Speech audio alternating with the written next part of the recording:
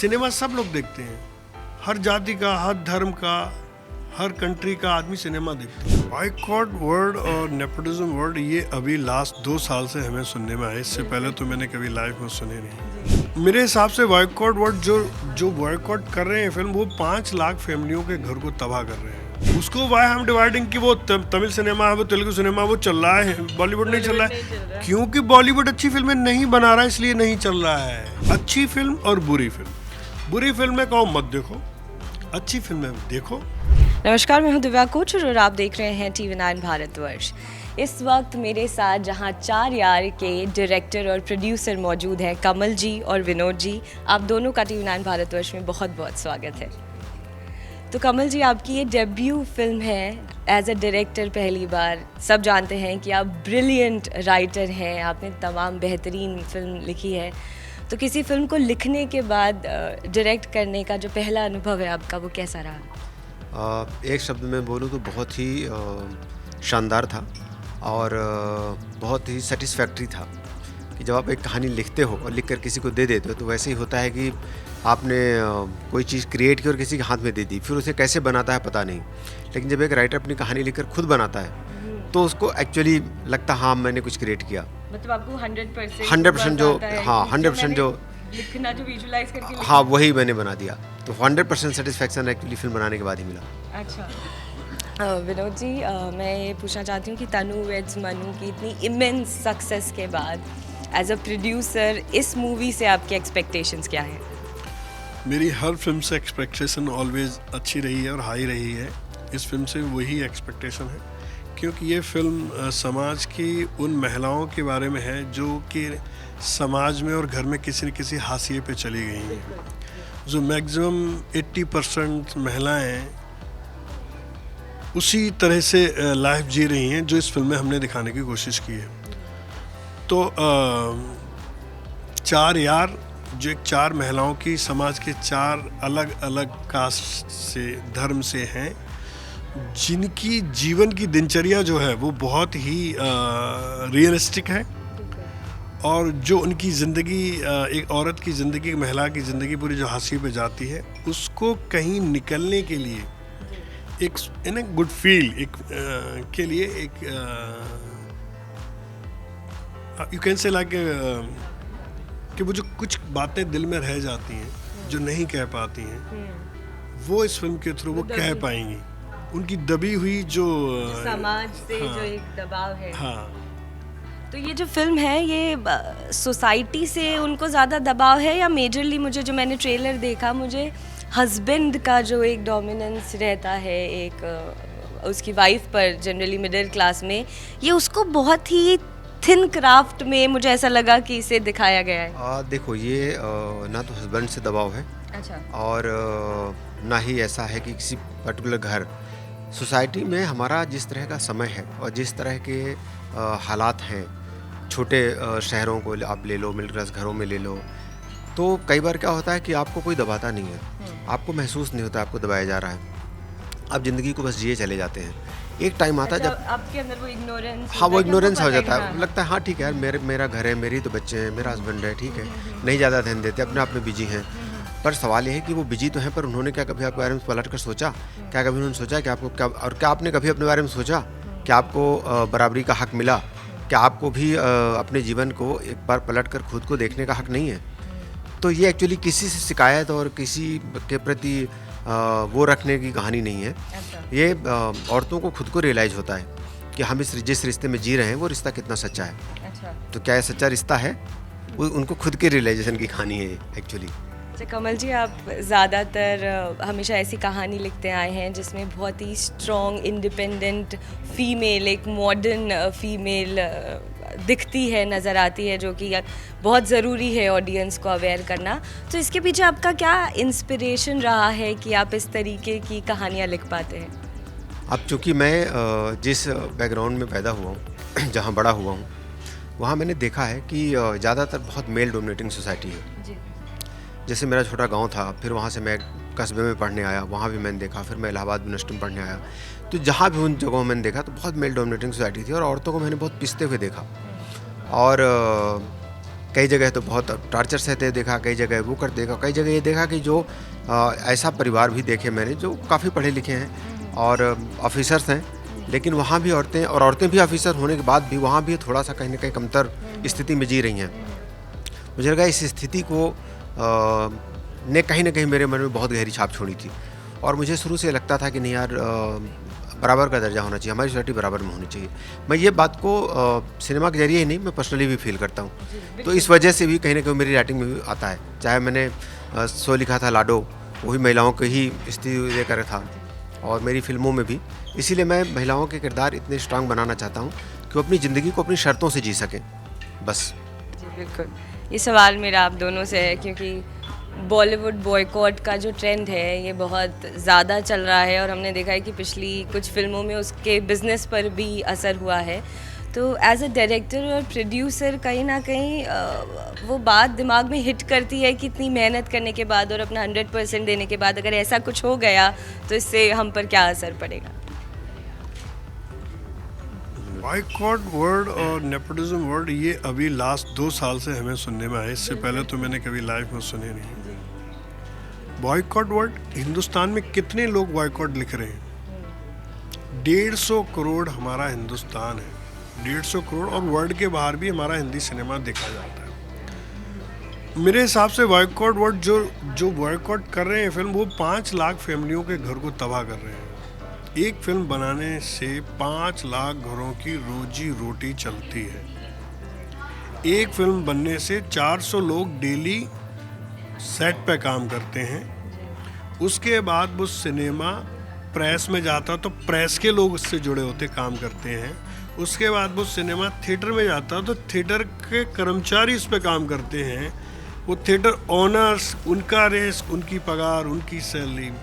फिर वो प्रिंट करते हैं, होर्डिंग लगती है, चैनल्स में जाते हैं, प्रमोशन होता है, फ्लाइट की, कितने हजारों लाखों लोगों का घर सिर्फ एक फिल्म से चलता है, उन्हें रोजी रोटी मिलती है। तो ये बॉयकॉट कह देना बड़ा इजी है, बट उसको आके एक प्लेटफॉर्म फिल्म बनाने के बाद उसको समझ पाना बहुत मुश्किल है। आप डायरेक्ट इनडायरेक्टली उन लोगों को रोटी पे सवाल खड़ा कर रहे हैं। आपको किस चीज़ का बॉयकॉट करना है? अच्छी फिल्म और बुरी फिल्म। बुरी फिल्म में कौन मत देखो, अच्छी फिल्म में देखो, उसमें कौन क्या है। देखो बहुत सारी चीज़ें उन हमारे आर्टिस्टों को भी सोचनी चाहिए कि वो इस तरह के झमेले में नहीं पड़ना चाहिए उन्हें भी। उनको वो they are all for all. Hindustan में वो सबके हैं, वो किसी एक के नहीं है।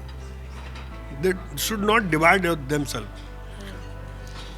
सिनेमा सब लोग देखते हैं, हर जाति का, हर धर्म का, हर कंट्री का आदमी सिनेमा देखता है, तो सिनेमा का होना चाहिए उन्हें। और मैं उन सभी लोगों से रिक्वेस्ट करूंगा कि बॉयकॉट वर्ड को डिक्शनरी से निकाल दो। इनडायरेक्टली आप लोगों का बहुत बड़ा नुकसान कर रहे हो, इससे आपका फायदा कुछ नहीं हो रहा है। आप अगर बॉयकॉट वर्ड लिखने से अगर 10 लोग नहीं फिल्म देखने जाते हैं या इनडायरेक्ट उन पे आपका इंप्रेशन होता है, तो आप गलत करो। तो वो न करके आप एक अच्छी फिल्म है या बुरी फिल्म है, फिल्म को बॉयकॉट करो, बुरी को। अच्छी फिल्मों को देखने दो, और लोग देख भी रहे हैं वैसे भी। ऐसा नहीं कि अच्छा सिनेमा नहीं चला। साउथ का सिनेमा हिंदुस्तान में, वो भी तो हमारा हिंदुस्तानी सिनेमा है ना भाई। साउथ का सिनेमा या तमिल सिनेमा, तेलुगु सिनेमा, मलयालम, कन्नड़ा, वो भी तो हमारे हिंदुस्तानी फिल्में है ना। उसको वाई हम डिवाइडिंग कि वो तमिल सिनेमा है, वो तेलुगु सिनेमा, वो चल रहा है, बॉलीवुड नहीं चल रहा है। क्योंकि बॉलीवुड अच्छी फिल्में नहीं बना रहा है, इसलिए नहीं चल रहा है। तो आपको पहले सबसे पहले अपने आप को देखना चाहिए कि हमें अच्छी सिनेमा बनानी है। उन लोगों की बात कहनी है जो सिनेमा देखने जाते हैं। हमेशा चलेगा सिनेमा, क्यों नहीं चलेगा? बुरी फिल्में हमेशा फ्लॉप रही हैं, अच्छी फिल्में हमेशा चली हैं। ये best example in this days. फिल्में अच्छी चली हैं।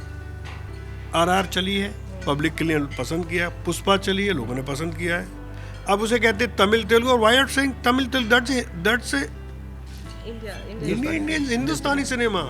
बट हमेशा, क्योंकि ये कहने में सही है और ये अच्छा लगता है, लेकिन ये ऑडियंस के लिहाज से ये क्लियर है कि साउथ सिनेमा और बॉलीवुड दो अलग अलग इंडस्ट्री हैं और हमेशा दोनों के बीच में कंपैरिजन है। और अब जब साउथ हावी हो रहा है बॉलीवुड पे तो ये सवाल ज़्यादा उठ रहे हैं, ये लोगों को समझने में ही मतलब हमारा हिंदुस्तान जो है ना, आई थिंक कुछ 27 स्टेट में फैला हुआ है।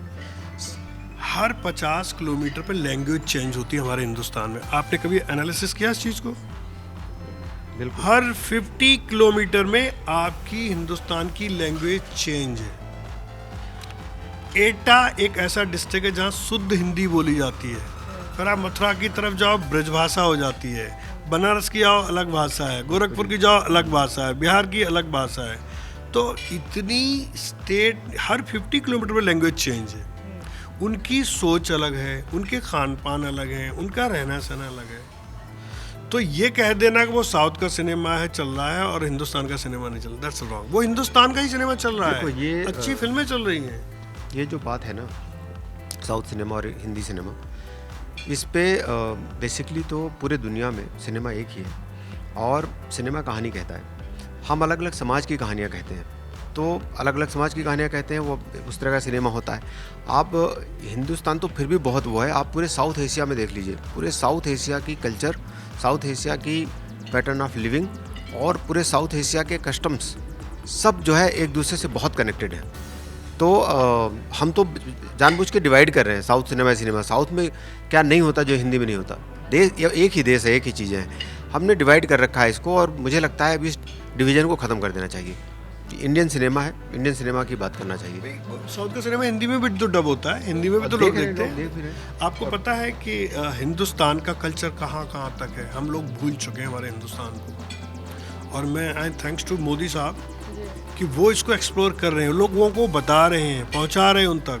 सी आप चले जाइए बैंकॉक, थाईलैंड, पूरा हिंदुज़म इज देयर। उनके नाम के पीछे क्या लिखा है आप जाके उनके डिटेल्स में पता करिए। वहाँ हनुमान के बड़े बड़े मंदिर हैं, वहाँ आपके राम के बड़े बड़े मंदिर हैं, वहाँ सुग्रीव का स्थान है, वहाँ बाली की जगह है। हिंदुस्तान से पुराने पुराने मंदिर वहाँ हैं। तो हमारा हिंदुस्तान बहुत फैला हुआ है, वर्ल्ड वाइड है। लेकिन हम अपनी चीज़ों को भूल के हम हॉलीवुड कहने की जो कोशिश कर रहे हैं, इससे हमारी जनता नाराज है। इसलिए वो कहती है आप कहना चाहते हैं कि हॉलीवुड की जो कॉपी अगर बॉलीवुड या कोई भी हिंदी सिनेमा करेगा, क्यों? कोई जरूरत नहीं। आपके पास लाखों कहानी कहने को, करोड़ों कहानियां कहने के लिए कहने को है, लेकिन बॉलीवुड में भी तमाम साउथ की मूवीज हैं जो नहीं, कई बार देखो सक्सेसफुल वही फिल्में हुई है, भले वो हॉलीवुड की नकल रही हो, पर सक्सेसफुल वही फिल्में हुई हैं साउथ में भी जो बहुत इंडियन कोर से कनेक्टेड थी। कोई भी कहानी आप आइडिया ले सकते हैं कहीं से, लेकिन अपने समाज की कहानी से बनाना पड़ेगा। जब तक वो अपने समाज की कहानी बने वो चलेगी नहीं। आप हॉलीवुड की डायरेक्ट नकल उठा के करेंगे नहीं चलेगी, क्योंकि वो समाज, उनकी सोच कुछ अलग तरीके से है, उनकी फंक्शनिंग कुछ अलग तरीके से है। तो आपको कहानी को आइडिया लेकर अपने समाज में ढालना पड़ेगा। मतलब आपको कनेक्टिविटी समझने की ज़रूरत है ना? आप अगर उनको मार्स की बातें करने लगें तो वो आप कैसे कनेक्ट करेंगे? वो नहीं समझ। तो फिर वो XYZ रीजन बॉयकॉट के जो है पॉइंटर्स उसमें ऐड ऑन होते जाएंगे अगर सिनेमा अच्छा नहीं होगा, तो ये कहना है। दूसरा जो अच्छा सिनेमा बॉलीवुड का सिनेमा है वो लोग नेटफ्लिक्स, अमेजॉन, हॉटस्टार पे देख रहे हैं। वो देख रहे हैं, वो हिंदी में डब देख रहे हैं, साउथ में डब देख रहे हैं, वो देख रहे हैं। तो आप वो फिर उसे बनाने की आपको क्या ज़रूरत है? आप अपनी कहानियाँ लाइए, अपने जगह, अपने बीच की कहानियाँ लाइए, उनको बनाइए। अच्छे अच्छे राइटर्स हैं इस देश में। इस देश में मुंशी प्रेमचंद रहे हैं, इस देश में जयशंकर प्रसाद रहे हैं, मैथिली शरण गुप्त रहे हैं, इस देश में श्री डॉक्टर हरवंश राय बच्चन साहब रहे हैं। इस देश में कवियों और राइटरों की कमी है जो आप हॉलीवुड को कॉपी कर रहे हो, जबकि हॉलीवुड हमारी कॉपी कर रहे हैं। हम वेस्टर्न होते जा रहे हैं और वो इंडियन होते जा रहे हैं। हम मॉम कह रहे हैं, वो माता जी कह रहे हैं, वो सिस्टर के। चलिए वो तो अपनी एक इंडिविजुअल बात है, कल्चर जो है हम किसी पे थोप नहीं सकते, वो एक हमारी निजी बात है। अपने कल्चर को छोड़ना भी नहीं चाहिए, अपनी जड़ों से जो है ना जुड़े रहना चाहिए। अब ये तो मैं तो नहीं कह सकती ये बात, मतलब। अच्छा, आप दोनों ने पहले भी मूवी में साथ में काम किया है और दोबारा साथ में काम करने का एक्सपीरियंस, और ये जो जोड़ी है ये कितनी मजबूत है as a director and a producer? मैं हमेशा ये कमल जी ने हमारी फिल्म लिखी थी शादी में ज़रूर आना, जी शादी में ज़रूर है। ये कमल जी ने लिखी थी। कमल जी को मैंने तभी कहा था, Kamal ji I like you as an person, I like you as a writer, but your dream I can fulfil, I will try my level best. और कमल जी ने कहानी सुनाई और दुनिया ने, मतलब जितनी इंडस्ट्री है सब ये बोल रही क्या कर रहा है। मैं बोला नहीं, मुझे एक्सपीरियंस है, मुझे कमल जी पे फेथ है, he will make a very good film, और ही मेड इट। तो हमारी इनकी जर्नी लंबी जाएगी और हम हमेशा काम करते रहेंगे, बिल्कुल किसी न किसी तरीके से साथ में जुड़े रहेंगे और जुड़े हैं। देखो मैं एक बात बताना चाहता हूँ। मैंने एक कहानी सुनाई थी विनोद जी को बहुत पहले, और उस कहानी पे उन्होंने मुझे साइन किया था। वो फिल्म नहीं बन पाई, लेकिन कहीं ना कहीं एक बात ये ज़रूर थी कि हम बहुत बेहतरीन तरीके से कनेक्ट हुए। फिर शादी में ज़रूर आना बनी, उसका बहुत अच्छा एक्सपीरियंस था। उसके बाद मुझे फ़िल्म बनानी थी, तो मैंने और भी एक दो जगहें थी जहाँ फिल्मों की मेरी बात हो रही थी एज ए डायरेक्टर, लेकिन विनोद जी ने कहा कि देखो फिल्म तो मैं ही बनाऊँगा। तो जब मैंने ये कहानी सुनाई और विनोद जी ने सुना, और पहले नरेशन में उन्होंने कहा कि फिल्म बना रहे हैं, हम इसको करते हैं। और एक बार विनोद जी अगर बोल देते हैं कोई बात और बिलीव कर लेते हैं कहानी पर, तो फिर उस कहानी के लिए फाइट करते हैं वो किसी भी लेवल पे जाके। तो इस तरह से खड़ी हुई है फिल्म। अच्छा, ये फिल्म की को कहा जा रहा है ऑडियंस की तरफ से कि बहुत ज़्यादा सिमिलैरिटी है वीरे की वेडिंग से, शिखा और स्वरा भी क्योंकि इसमें नज़र आ रही हैं।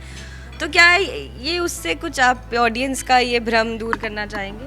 इसमें बस एक ही सिमिलरिटी है कि इसमें स्वरा भी हैं और शिखा भी हैं, अच्छा, बाकी और कुछ भी नहीं है। कुछ भी सिमिलर नहीं है। हीरे की वेडिंग एक अर्बन फिल्म, मॉडर्न फिल्म, जैसे ना बॉलीवुड वाइब्स, हाँ, मतलब समझे आप? ये वो नहीं है, ये हमारे हिंदुस्तान की ये जो है घर गृहस्थी की ओर घर गृहस्थी की ओर। मैं समझ गई थी, लेकिन अच्छा कमल जी, ये मेरी पर्सनल आपकी लिखी हुई फेवरेट मूवी है शक्ति। तो जो शक्ति मूवी मुझे लगता है कि जिसने भी देखी होगी उसका वो भूलना नामुमकिन है। मतलब बिहार को जो लोग नहीं भी जानते हैं या जानते भी होंगे, तो जिस तरीके से आपने शक्ति की राइटिंग की है, क्या उस जॉनर की मूवी आगे आप लिखना चाहेंगे?